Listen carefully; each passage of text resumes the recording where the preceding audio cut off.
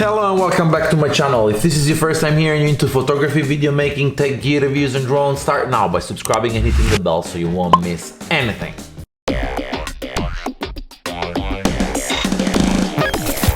I guess you already know what we're talking about. We're talking about the Wingsland S6 today for just 70 euros on Bangood with some coupons. I mean, you find them online and people who earned from those coupons, and it's a 5-year-old drone. But I mean, it's a good drone for 70 euros. Probably wasn't a good drone for $248, which was the first price point when it came out in 2015 or 16. And I should say this drone is the classic example of when you used to say the suit doesn't make the man. I mean, it comes in a great box. Packaging was great. I mean, starting from the card box and getting to this box, it's like the care they put in the construction of this box is something you don't see very often. Also the carrying case which the drone comes in, and the build quality of the drone itself, it's something not very common to see on this price tag drone. I mean, as soon as I unboxed it, I said, oh my god, I have a product that's worth something in my hand. Of course, flying is a different experience than flying a DJI drone, but I must say that it's good value for the money you spend.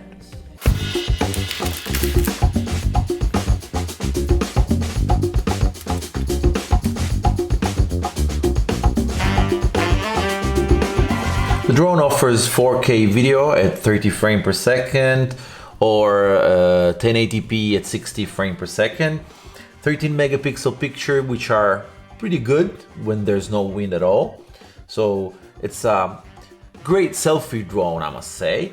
A little bit less on the video compartment because not having any kind of stabilization, but just digital stabilization, all the footage is a bit hard to use in a professional project. Other bummer on this drone is the fact that you have to control it on your phone, and when you're used to pilot a drone from a remote with its own remote, you have more control of the situation. Here it's just sliding palms on your phone display, so it's not the same experience. Worst part of this drone is how the battery interacts with the software and the hardware of the drone. I mean, you power up the drone, you power up your battery, it's 100% charge, you put it in the drone, you take off, and after 20 seconds you have 0% battery, which is not real. The drone feels as if it's real, I mean, and tends to land by itself, so you have to unplug it, replug it in, and I see it's a very common issue. But again, once it takes off and it's flight and the battery is okay with the software and there's no glitch on that side, the drone is perfectly smooth. It hovers like brilliantly, and you actually can have some fun with it. I mean, it's pocket size, you can stick it in your pocket, you can take it on your holiday, and you never know, you have an extra photographic and video gear in your pocket. I mean, it's not professional, of course. For 70 euros, what do you want? Let's not forget that this was originally like $250 or $300 when it came out. Do you guys want to see how this guy flies? Let's go outside and test it a little bit and then come back with the conclusion and understand if this is still a good purchase after 5 years or not.